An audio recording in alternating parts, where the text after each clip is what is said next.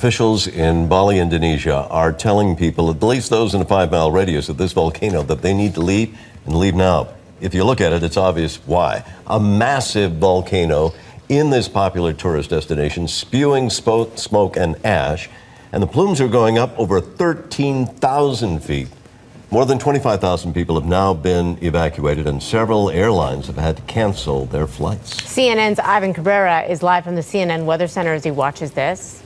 Ivan, tell us, more about this eruption. How long is it going to go on, and how bad could it get? Do we know? Yeah, Martin, in fact, it had been behaving itself for a few weeks here. As you mentioned, 25,000 people still in shelters as a result of the volcano here. Mount Agung in Indonesia had been dormant since 1963. It has not been in the last few weeks. In fact, 2 eruptions in the last week. The latest one, very strong, goes all the way up to 13,000 feet, which of course is where planes fly, which is why we've had disruption in travel. We've had cancellations. We've had diversions. We've had upwards of 2,000 people at the airport there stranded and waiting for help. The reason the airplanes can't fly through this, we can fly through a lot of things, right? But ash in particular is very dangerous to aircraft because as that plume goes up, it has basically volcanic ash, and it also has components that can clog up the area here, and that can result in some significant problems with the engine. The magma cools, and then it cakes on the combustor then, and you got big-time problems. And sometimes you can't see the plume of smoke. The particulates are so small that the radar on the aircraft can't even pick it up.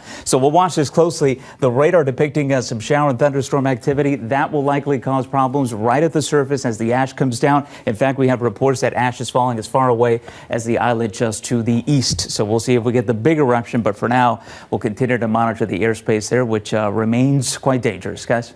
Good evening. Bali's Mount Agung volcano has erupted, forcing evacuations, throwing flights to and from the island into turmoil and leaving hundreds stranded. The volcano is tonight sending plumes of black ash and steam kilometres into the sky. It's the second eruption this week. Mount Agung spits plumes of ash into the sky. A red alert announced as another eruption triggered the thick black cloud around 9:30 last night. Ash covering nearby roads, homes and plants. Locals handing out face masks as the massive plume rises more than 7 kilometres into the air. It's just amazing to see this live.